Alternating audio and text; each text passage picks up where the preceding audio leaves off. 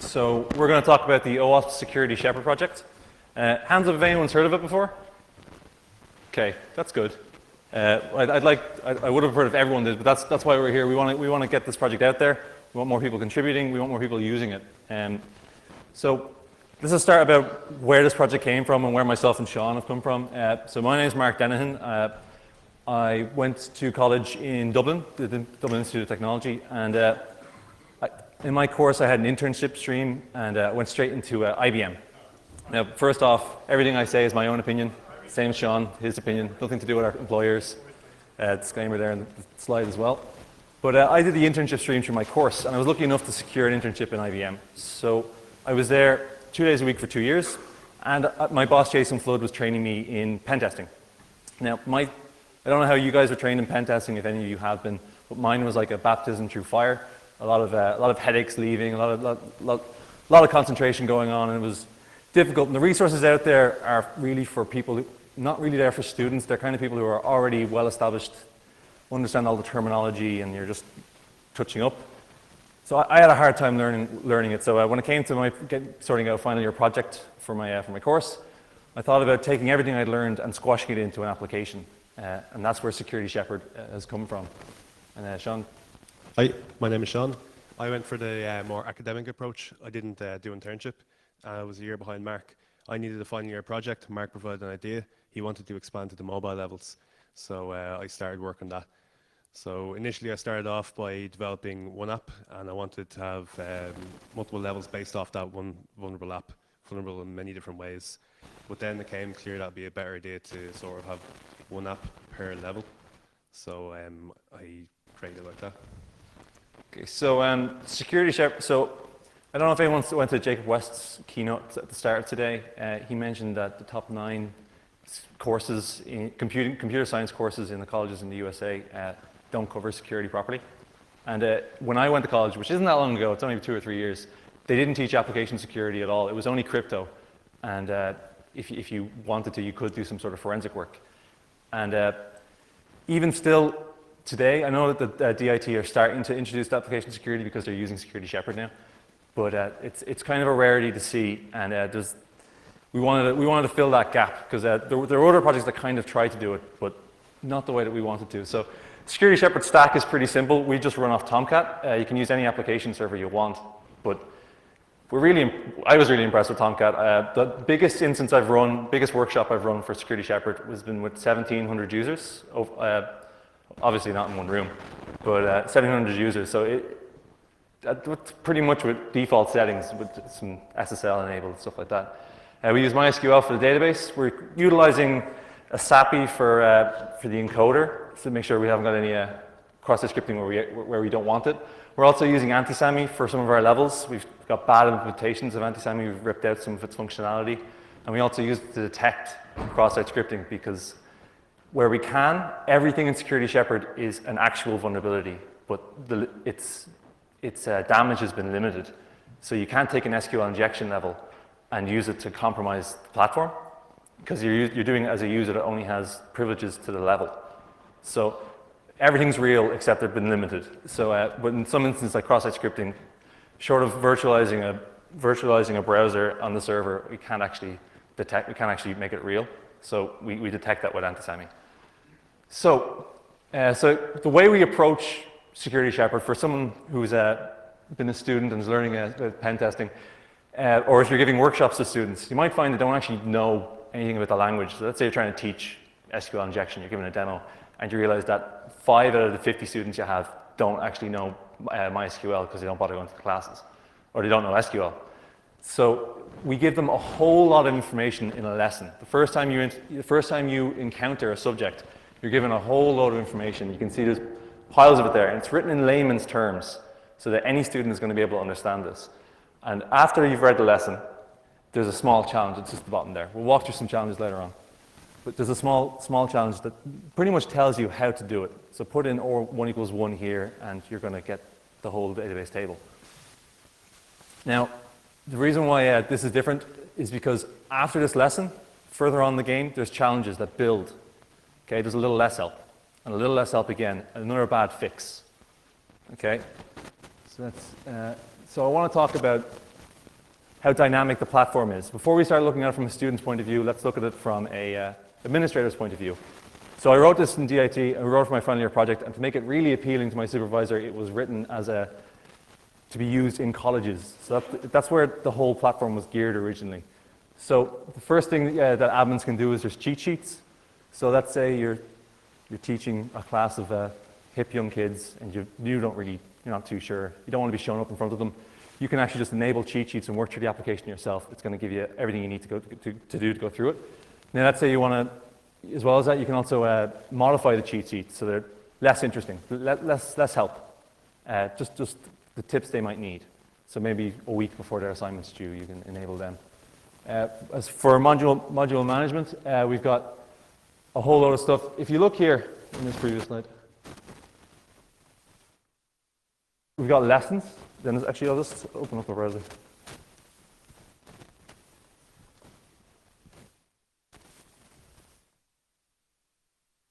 So this is the way we're going to show Shepherd. I'll just show you as it goes. So at the moment, it's in a capture the flag kind of style, because originally we had it as you can just do it in any order you want, kind of similar to how WebGoat does it. But we realize it's not very engaging. If you sit in a room of students or you just give them free rein, they're just going to get bored. They'll have everything they can possibly do. They're just going to get sick and tired of it. They're not going to do it. So what we started doing instead was we had it in a CTF kind of layout. So they get one challenge at a time. And to progress through it, they get one challenge and they move through it to unlock the next challenge and the next challenge after that. So you can have it that way, but if you wanted to, you can change it to an open floor plan. So then if I refresh the page, you'll see I've got all the lessons I want, and I can go through all the challenges that come up. So you can see we've got loads of content in there. So what else can we do? I'm just going to enable CTF mode again now. This is a live instance of Shepherd, actually, if anyone wants to give it a go. We're running this over the internet, so if you go to OWASP.securityshepherd.eu, you can have a go at the latest version of Security Shepherd in the exciting CTF platform. So what else can we do here? We can enable module blocks. So in the CTF mode, it's one level at a time. It's a little bit more interesting, but let's say you want to stop people when they get to level 8, because you want to walk through that one with them so they really understand it. You can just enable a block, and they won't get past that. They'll be told to get a coffee or something. What else can we do here? So we can open and close modules by their categories. Let's say we don't want to touch off CSRF. Maybe that's going to be too complex for my students. They can't do it. So we can just turn all those levels off. We can gear the experience to exactly what we want to teach. We only want to touch off XSS, or we only want to do mobile issues. We can just disable everything else with a click.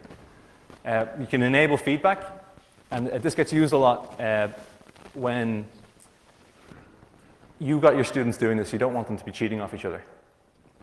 So what you can do is, well, you don't want them cheating off each other anyway, but you can, let's say you want them to do write-ups. You want them to talk about the issue, make sure they understand it. You can enable feedback so that they put their write-up in the end of each level, and then the admin can just look at it. Easy as pie. So, sorry guys. As well as that, if you're running a workshop, it's kind of difficult to read the room sometimes. Sorry, view progress. It's kind of difficult to read the room sometimes and hard to tell who's lagging behind. So you can just get the progress and see how people are doing. So we've got 3 people on the live instance at the moment. One guy's done 5 modules, one guy's done 1. If this was in a lab and we were running it together, I could just run over to the guy who's done nothing, because obviously he's got stuck in the first level. And now I can just walk him through it. And you can kind of keep the pace of the whole room up by just targeting your help at the right people. You don't want to be helping the winners, because they don't need it. Okay, so user management, this is, there's loads of stuff in here. You can create admins, upgrade people to admins, add mass amounts of players at a time. If you want, you can close registration. So you can only have a very specific amount of users. You can just throw in all of your class, and then only they can sign in. If people hit this, they won't be able to register, and then they can't get into the application. Okay, and then there's configuration as well, just for setting your DB credentials if it's non-standard and all those sort of things. So let's talk about it from the user's experience. So every time you complete a level, you get some points. The levels at the start are really, really easy because it kind of picks up in pace, as we talked about. I think the first levels are worth 10 points. max. If you finish level first, you get some bonus points. So all of a sudden you're ahead of the game. Works out about 5 bonus points for first place, 4 for second. Goes on that way. But once you throw this up on the board, people become really, really competitive. I've seen best friends hate each other instantly. It's really interesting how gamification really entices students. And once that's up there, they're all of a sudden, it's not about learning anymore. It's about screwing over that guy. And it is really cool. You do see people trying to help their friends though, and it's sweet, but they're not learning. They're not really learning. So what we have is, in any level where there's not a hard-coded key, now in some we have to have hard-coded keys like SQL injection, the database has a key in it. We can't generate that when the user gets it. But in anything else, we have user-specific keys. So the base key, which is completely random, is encrypted with the user's username and their key that they don't know. So if you give your key to somebody else, it won't work. And we'll know that you gave your key to them. And then if you want to penalize plagiarism, you can. But if you put in enough bad submissions, you're going to get docked 10% of your points anyway. So gamification really works very well. And we I did a lot of work with the HoneyNet last year, the HoneyNet project in Dublin. And we ran a lot of CTFs last year. And we used the Security Shepherd platform for this because it already supported a scoring system, and I built it robust. I was pretty sure it was going to hold up.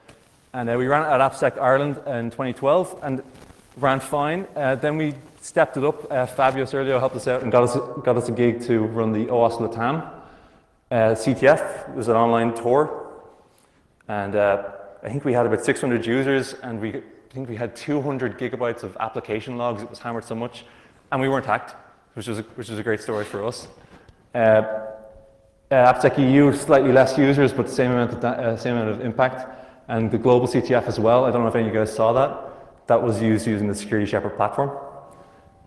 We also use it in some on-prem CTFs in Source in Dublin, Facebook last year, and then Iris the last couple of years. This is just for managing the levels. It just hands out the levels. That's all it does. And what myself and Sean were talking about was that there's no real projects out there for if you want to create a CTF, it takes a lot of work because I'm sure the guys inside have put in loads of planning into not being hacked themselves. I haven't been in, but I'm sure they have because I've done this sort of stuff. So why isn't there a project out there that will just enable you to take your CTF levels, just plug them in, and then you're running a CTF, and you're not going to be damaged? So the Security Shepherd platform is being forked into just to do that as well. So let's dig into some levels. So has anyone ever tried to teach CSRF to a student? No? Yeah? Is it difficult? Yeah, they don't get it. It's really bloody hard. So I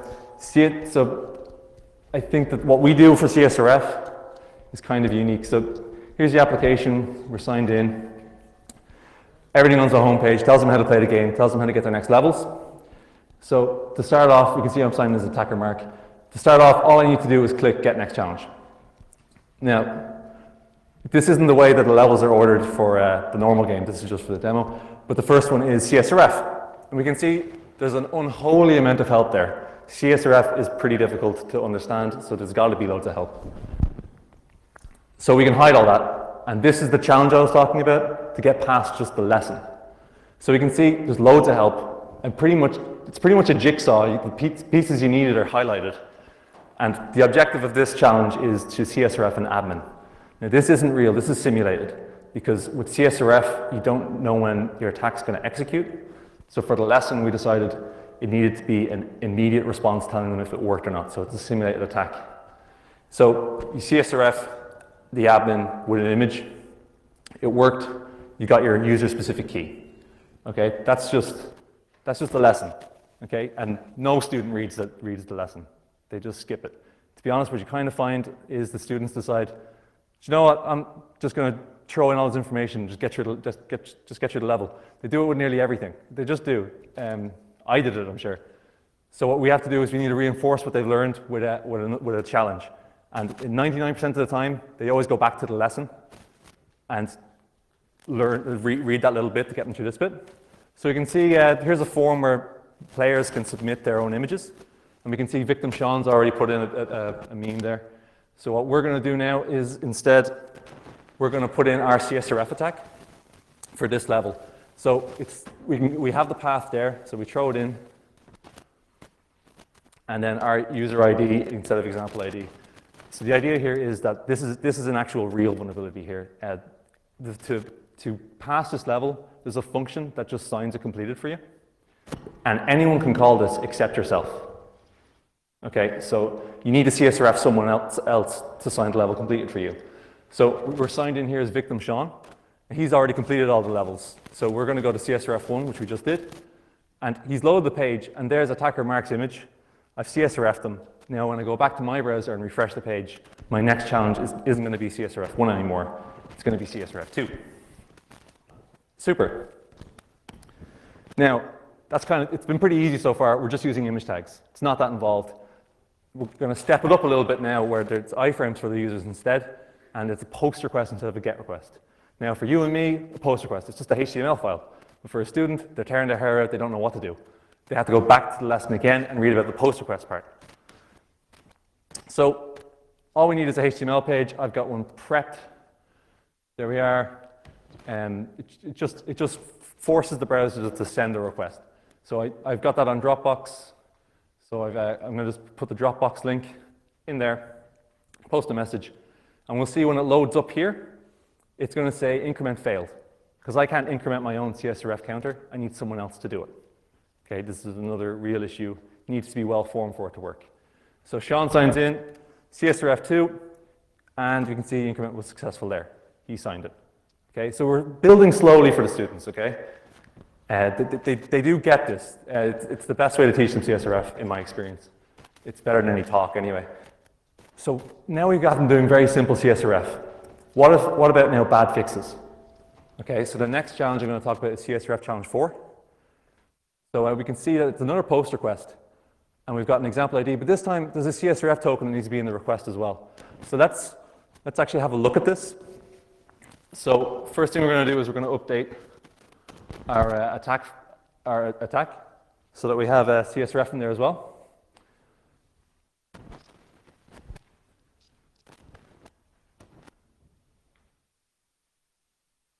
I'm just going to throw in 0 because we just don't want it to be null. So new tab, hitting my own page. And here's a request going to the server. CSRF token equals 0. Heading to OWASP.securityshepherd.eu. And we can see the increment failed. Okay? We'd expect that. We can't do it to ourselves, but let's dig into it a little bit further. We can see that I'm actually sending it to the wrong place. It should be CSRF 4. So we click go, and in the response we can see no CSRF detected for this challenge. Your token is now 1. 1 is a really shitty CSRF token. I think we can all agree. So, and the more we dig into this with new sessions, we can see that there's actual really, really easy to predict all the ones. There's 2, there's 1, and there's 0. And if you do it enough, you realize they're the only possible CSRF tokens for this level. So now your student needs to step up a little bit. They're not just sending one request. To guarantee they solve this level, they need to make your browser send multiple post requests to ensure they're going to pass the level. So we can see there's our attack vector, and when we load it up as victim Sean, we can see, boom, 2 of them failed, 1 of them worked. Okay, so that's how we teach CSRF with Security Shepherd. Now, I challenge anyone to improve on that because I can't think of a better way to show it. CSRF is the most difficult thing for students to understand, and when they've gone through it on that, they're actually capable. They understand it. They know that they need tokens. They know they need random tokens. And as the levels go on, they know that they need to have secure non-storage, and you can't be able to get other people's nonsense. So I'm going to hand over to Sean, because Sean specialized in making all the mobile content for Security Shepherd. Okay, so when I was putting together the mobile content for Security Shepherd, I decided to call the apps Mobile Shepherd. The biggest challenge was how to deliver these apps. I could provide them to the user individually, so I could upload them to the Android market, but you'd have to download all these applications individually. And they were too singular in purpose to be on the market anyway. Secondly, people would have to set up the Android SDK, and maybe not everybody who takes part in these challenges is an Android developer. Thirdly, the Android emulator, in my opinion, isn't great. It's kind of slow, so that's also not a viable option. So what I decided to do was I looked out, did some research, and I found the Android x86 project. It releases an open source Android VM regularly. So what I've done is I've created my levels, I've released and signed them, and I've loaded them onto the Android x86 project. All you have to do is download a VirtualBox image and import into VirtualBox, and then you have the environment for Mobile Shepherd set up. So I'm going to go over some of the lessons I have already. So this is what it looked like to start. Insecure data was lesson number 1. So we got a username and login. The vulnerability is in here. So what we're going to do is we're going to look elsewhere. As you can see, the account is locked. So the target here is an administrator account. So Alt F1 throws up the command line interface, and we go to the data directory where all the apps are usually stored. So we identify, we see them all there, and we identify the one we're looking for, which is IDS, Insecure Data Storage. So whenever you're using a database in an app, a folder called databases will be generated, and the DB files will be there. So usernames and passwords are all stored in the DB file, and as you can see, the admin password is in plain text. So there's there, battery 777. And that is also the key to pass the level. It's important to remember that all these levels that Sean's walking through have when you load them up in the web app, there's descriptions on what you need to do. Client-side injection. This is client-side injection part 1. So you can't really attack the database in this instance because it's been encrypted, but there is a username and login, and that's vulnerable to injection. So what we're going to do is we're going to escape input, throw in an OR, a condition which is always equal to true, and comment out the rest of the statement. And we're logged in, and that's the key there. I've tried to keep my keys sort of more readable and a bit more short. So if you're passing data between the emulator, or sorry, the virtual machine and the web app, sometimes maybe you can't copy and paste, so it's just quick to type them out. So this is reverse engineering. We're going to skip to a challenge in this one because we've already gone over how to reverse engineer an Android app with the users in this. So we've used dex2jar to turn it into a jar file, and we're opening the jar file now, and we can see that there's a key check. Now there isn't a hard-coded key there which the user would have been looking for beforehand. So what we're going to do is we're going to identify the key check function, we're going to extract it, and we're going to add it into our own Java program. And from there we're going to run it and see what it outputs.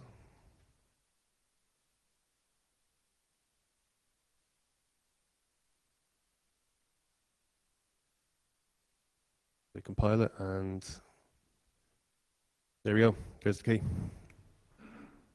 This is a follow-up from lessons previously where we would go over how to actually reverse engineer the Android app. And the first thing you're getting is simply a hard-coded string.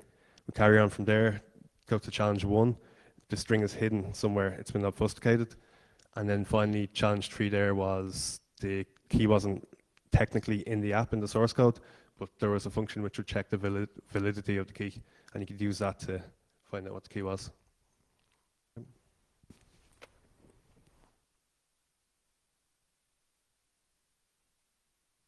So just to go over that, that was Insecure Data Storage 3.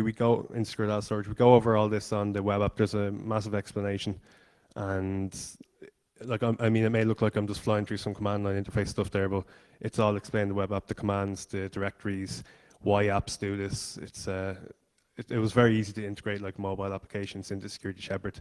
All I had to do was just generate a JSP page and an insert statement for the SQL core file we had, and that was it.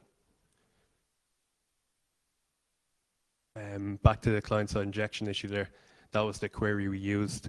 I noticed when I was learning Android application development, a lot of textbook examples didn't take security at all into consideration, and that was a good and bad thing. Good in that I could use those examples as examples of insecure code in my apps, but also I had to look elsewhere for examples or guidance to create secure applications.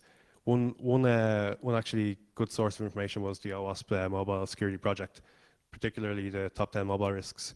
And with them, I was able to sort of identify how my apps could be vulnerable in ways that I didn't intend. And finally, hard-coded strings as well was another thing that I based reverse engineer off. So what we've shown you, the last presentation ran a little bit over, so we kind of squashed all that into a slightly shorter period than we originally planned. But that's just a snippet of all the topics that we do cover. Security Shepherd covers all the OWASP top 10 web application risks, and we're expanding it to cover all of the mobile risks, covering about 60% now? 60%. So we're really pushing development, but what we really want is help. If anyone would like to contribute, we'd love you to. Even if it's just ideas, what we really struggle with now is because we have about 50 levels overall across the application, starting from novice to apprentice, all the way up to it'll be challenging for you guys, the experts. Okay, it's fun for all the family, but what we really struggle with is we need more ideas. We need more bad fixes. So even if you send us an email saying I saw this awful application that was using some weird encoding thing, and that was the key to all the server encryption, or something like that. Something simple that you might see every day in your job. That's really what we need. We need fuel for our fire to build more levels, because we want to make this covers the whole spectrum. If we have any sort of .NET developers or iPhone developers, we'd love to expand the risks to cover iPhone and Windows as well, because even though the risks are the same, we want to expand our topic coverage. So please join the mailing list. We need you. Email me. It's mark.denihan@owasp.org. So that's us, guys. Have we got any questions? Yes. Very similar project called OWASP Web Goal. Yeah. So my question is, why did you make another one Web Goal instead of supporting the existing one? Okay, so the question was, why did you remake WebGoat? Yeah. So when I was learning security, WebGoat was kind of a really dated application, and all of the vulnerabilities in it were simulated. And I'd used WebGoat in workshops, and some of the levels didn't work, some of the levels did work, and they didn't really follow a curve like Security Shepherd does. It kind of just, this is what the issue is, and this is what the issue is. It doesn't build with bad fixes. It kind of just, it's a great platform for getting to understand the concepts, but this is built to be a better version.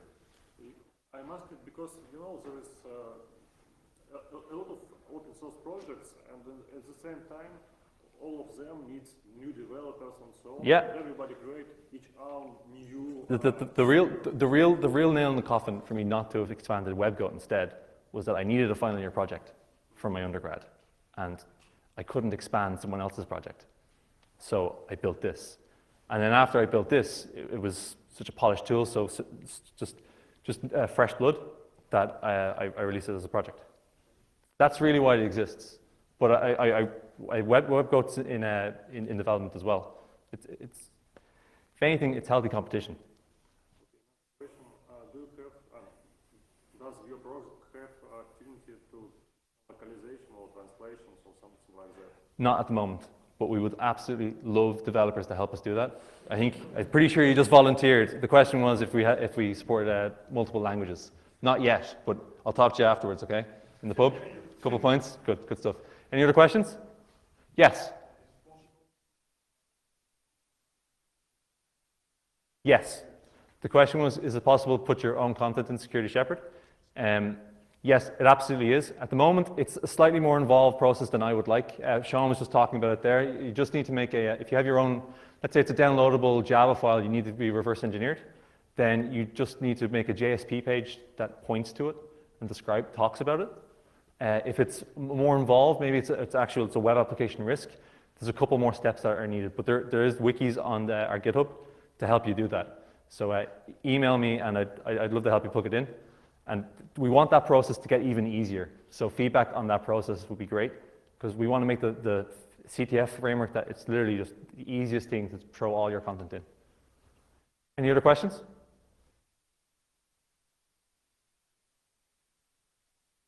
Okay. Everyone's hungry? Lunchtime's coming up.